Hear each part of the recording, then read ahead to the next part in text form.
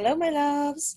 I wanted to read to you some more about food chains and food webs. So here I have an excerpt from a book about food chains and food webs, meaning that it's just a piece of the book. And if you want to read the whole book, I've got a really great site, and I already sent it to you. It's called My On, and that had all of those. There's some science fiction and nonfiction and fiction and storybooks and picture books and tons of things that you can go on. So I'm going to read to you a few pages from this one, and then I'm going to flip over to another one. So, pardon me, what are the parts of a food chain? Nope, I need one on the left. There we go. That's where I need to be. Okay. Food chains. A food chain shows how energy moves from one organism to another. An organism is any living thing. Energy moves from one living thing to another when one organism feeds on another. Now, here's something really cool. If you click on a word, just one click, you can view it in the dictionary. And if I move my face, there you go. So we've got organism, a living thing made up of one or more cells and able to carry on the activities of life as using energy, growing, and reproducing. And it even has a pronunciation. Organism. Okay, so let me get back here. Now, when you click on that one time, did I click it? There we go. You can also read the word. When you click it the one time, you can also read the sentence. A food chain shows how energy moves from one organism to another. Okay, I don't hear that very well. Do I need to turn my volume up? I'm at 45%. That's why. Okay. All right, so when you go to My On, you can actually come down here. Food chains. And it'll read the whole book for you, so you can read along with it. Okay, so this is a really cool site. So what did we just learn? We learned that a food chain shows how energy moves from one organism to another. And we know that these food chains start with a producer. And this particular food chain, look what we have. We have a fig. This food chain diagram shows how energy moves from one organism to another. So the fig starts this food chain, and then the sloth eats the figs. The jaguar eats the sloth. And then look, bacteria feeds on the remains of jaguar or its prey, meaning the jaguar's prey. Remember we talked in the last video about certain animals like the decomposers, and then we talked about vultures, how vultures kind of clean up the mess that others made, and hyenas, they're scavengers, so they look for all like the leftover food. So we've got bacteria that break down all of that messy leftover mess, and they break it down, and those decomposers can turn it into fertile soil. So sometimes this process is shown using a food chain diagram.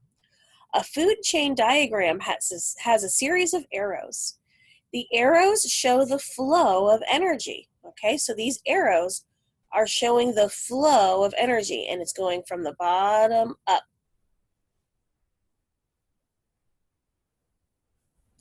Energy flows from the food to the animal that eats it. For example, in the rainforest food chain to the left, the arrow leads from the figs to the sloth, from the sloth to the jaguar, and so on. Each link in a food chain is important. When something happens to one link, it affects the entire chain. Although humans have done much to harm rainforest food chains, they depend on them too. It is important that humans start working to protect Earth's rainforests. So it's interesting that they said if something happens to one link, everything else is affected. So if the figs die, then the sloth has nothing to eat. And that means the sloths are going to die, so the jaguars have nothing to eat. So this is important that all of the links in the chain are, protected by humans. Okay, so what are the parts of a food chain? Well, we've got the producers. Producers. Producers. Producers are plants, and plants use light energy from the sun to produce food. So let's see, bacteria, jaguar, sloth, figs. Figs is the producer. It's the plant. It makes its own food. And see how the arrows are going up? This is the bottom of this food chain. A consumer cannot make its own food. So we are consumers. We can't make our own food. Consumers eat plants, animals, or both. There are three types of consumer. A primary consumer, or herbivore, eats only plants. So here's a sloth. He's a primary consumer because he only eats plants. Carnivores eat only animals, and omnivores eat both plants and animals. We read that in the last story. Carnivores and omnivores are also called secondary consumers because we don't eat only the primary source of food, only the producer. The primary eats that one. We would eat the primary, and then sometimes, because we're omnivores, we eat the plants too. So we're called secondary consumers. Decomposers help release energy for producers. This frees up energy for the food chain process to continue. Decomposers feed on matter that is decaying or breaking down. Do you remember when we were talking about like forces of energy? We learned that energy cannot be made or destroyed. It simply transfers. It just simply changes from like light to heat. Here, that's what's happening. So the energy never ever disappears. The energy from the sun is going into the plant, and the plant's creating its own food. The primary consumer eats that food. The secondary consumer eats that primary consumer. And then the decomposer breaks down that secondary consumer. And bacteria also breaks down primary consumers. And bacteria also breaks down producers. And what that bacteria does is it puts the energy back into the soil right back here. So the producers have that energy in the soil. So it's actually like a cycle. Those decomposers are going to put that energy back into the soil. All right, so you may have heard the terms predator and prey. A predator is an animal that eats another animal. The prey is the animal that is eaten. Food chains include both predators and prey. So our secondary consumer, the jaguar, is the predator, and the sloth is the prey. Can an animal be both predator and prey? Yes. An animal might have two different roles in a food chain. Sometimes it might be a predator and eat smaller animals, but it might become prey when an animal higher up on the food chain eats it. One animal also can have a place in several food chains. Sorry, I'm not wearing my glasses because if I did, you'd see this big old glare. So I'm trying to see that. Okay, energy in this food chain begins with the producer. Remember those food chains, they begin with producers. And it ends with a decomposer. Oh, so now we've got that food web. Remember, the food chain is just one little piece, but the food web is everything all together. This food web shows some of the many ways different food chains can be linked. So what is a food web? Food chains only tell one part of the story. They show one series of links. Many organisms eat more than one type of organism. Don't you eat lots of things? Broccoli and baby fish, carrots, apples, lots of different things. This is a good idea for survival. Animals that eat only one thing are at risk if something happens to that food source. A food web shows how food chains are linked together. It looks a bit like a spider web. A food web shows how energy moves from organism to organism. It tells you who eats whom. In the food web above, figs are food for both tapirs and macaws. So here's my fig, and let's see who eats the fig. Well, there's the tapir, like they said, but also we know the sloth eats the fig. And who else eats figs? Spider monkeys and macaws and the quetzals. They all eat figs. Now, if I've got a tapir, he's going to become prey to the jaguar, just like that sloth was. And you know what? So is that spider monkey. He becomes the prey of the jaguar. From fig to macaw, we've got the harpy eagle. The harpy eagle is the predator of the macaw, and it's the predator of the spider monkey. It's also the predator of the quetzal. So that harpy eagle will eat all of these animals. Okay, so here we are in another book. So we're going to look at another excerpt. The first book that we looked at was about the rainforest food chains, and here we're talking about the grassland food chains. So again, if you want to read about those, there's ocean food chains. We learned about the Sahara the other day. There's lots of books on that. Go to myon.com and you'll be able to read any of these books that you want. So let's talk about the grassland food chain. When plants and animals die, their bodies still contain energy and nutrients. Bacteria and fungi break down dead organisms.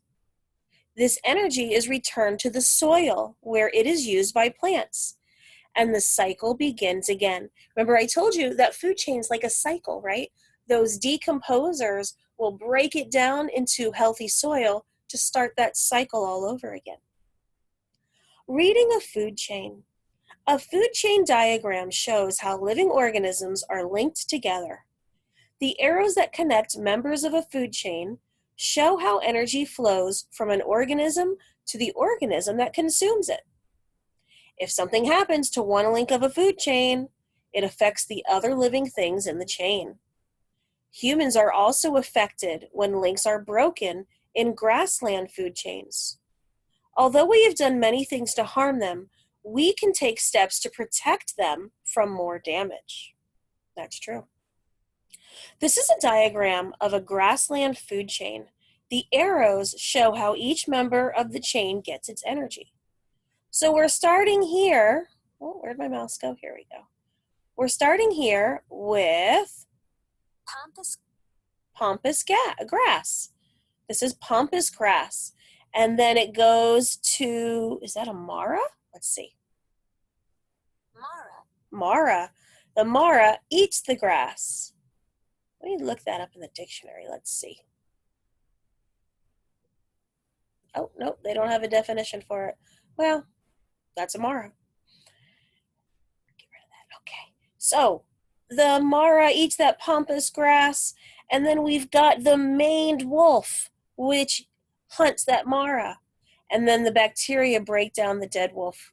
So the bacteria is always going to be at that top of the food chain. So what are the parts of a food chain? A food chain links 3 or more organisms in a habitat. Okay, so we've got 3 or more in a habitat. We start with a producer, then a consumer, and a decomposer. Plants are producers. They use the sun's energy to make food in a process called photosynthesis. We learned about that. That's why the plants are green. Plants are at the start of a food chain. The next link in a food chain is an animal that eats a producer. It might be a monarch butterfly that sips flower nectar. We were just asking about that. I forgot to look that up. Can you look that up for me? Remember, we know it's a consumer, but is it considered an herbivore? I mean, I'm thinking it would. It's definitely not a carnivore. And so I think it would have to be a herbivore, even though it's eating the nectar. So the monarch butterfly sips the flower nectar, and birds that eat the seeds, or a grasshopper that's chewing the grass. All of those animals are primary consumers because they get energy by consuming the producers. They are herbivores, or animals that eat plants. That just answered our question. Because they're talking here, it could be a monarch butterfly, it could be a bird, it could be a grasshopper. All of these animals are primary consumers. They are herbivores. Look at that. So that context clue helps us find that answer. Now we don't have to look it up. So they're herbivores, or animals that eat plants. Animals that eat other animals are called secondary consumers. They are carnivores, which means they eat meat. A bluebird that eats grasshoppers is a secondary consumer. It might be the next link in a food chain. All living organisms die. Decomposers are organisms that break down dead plants and animals. They return nutrients to the food chain. This food chain shows how energy flows from producer, pampas grass, to decomposer, bacteria.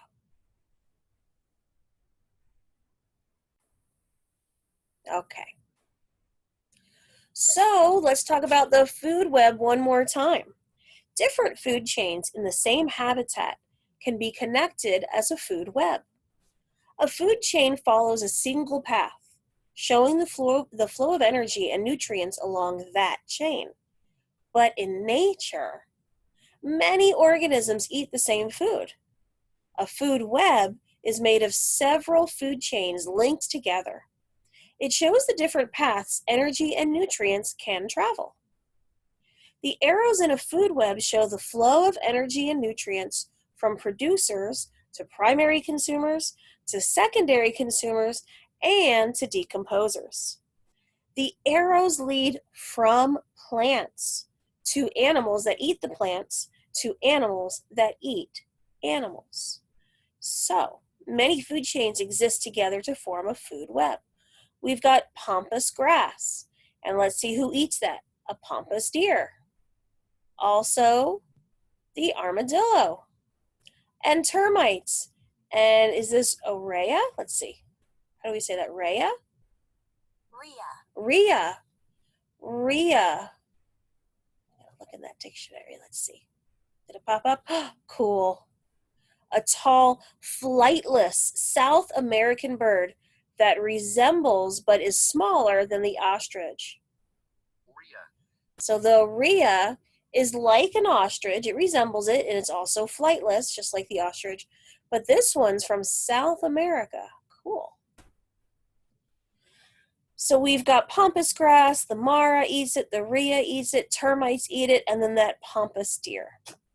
And the armadillo, oh look, it eats the grass and the termites. That means it's an omnivore. It eats plants and it eats animals. We've got, what is this? The crested, oh my goodness, I don't know how to say that one. Caracera. The Caracera. This is a great book. I love how they pronounce it for me. The crested Caracera. Let's see it look up close. And then wait a minute, look at this. The crested Caracera eats the mara. Goes from mara to this. So this is where the energy goes. Here and here. But look, the rhea eats the grass, but then, wow, that is it the Caracera eats the rhea. The energy goes from here to here. So this guy, he's eating that? That's crazy. And then the armadillo will eat, wow, there's some stuff going on here. Oh, cool, we've got a puma, and there's that maned wolf, and everything ends up at bacteria. Very cool. Okay, so where I want to take you right now is Studies Weekly.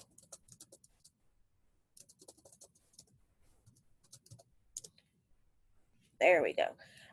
I want you to go to studiesweekly.com. So yesterday, you started reading those articles. You started reading the articles and answering the comprehension questions. Today, I want you to continue reading those articles and answering comprehension questions. Because I didn't think that you're going to get it all done in one day, so I broke it down into two. If you got it all in one day, great. You can move on to the next stuff, or you can find some other sources or read some of these great books. But then I did make a mistake in my last video, so I want to fix that right now. On Monday, I read to you the article about what was the article about? I don't remember. Yes, plankton. Ha, okay. Monday was the article about plankton. On Tuesday, we read the desert food chain, and then I told you guys to go on to Studies Weekly and read those articles and answer the questions. Today is Wednesday, so I want you to finish reading those articles, finish answering those questions, and don't forget those 3 bonus questions. Tomorrow is Thursday. On Thursday, that's when I'm assigning you to do the crossword puzzle, okay? So you need to keep on track here. Make sure that you're getting everything done. Don't wait for it all like the last day and then try and struggle and rush and get it done. Do not do that crossword puzzle, remember, until you finish reading those articles, because you need to read and understand in order to answer those questions. Once you're done with that article on Thursday, then on Friday, that's when you can play that misspelled game. It's called misspilled because they're like spilling the words out. And then you play that game. If you don't get it done quite on Friday and you need a little extra time on Saturday, that's okay. But on Monday morning at 9 o'clock, I'm going to go into Studies Weekly and I'm going to pull out your grades. So you need to make sure you've got all of them done. Let me log in and review with you where you're going to go. And I'm going to put in this, and is that the right the password? I think it's the same as yours. Fingers crossed. Yeah, we got it. Okay. When you sign in to Studies Weekly, the first thing's going to pop up. Here's your social studies. Now, make sure you're checking with Miss Hodges and getting your assignments from social studies. And then you scroll down, and there's our science.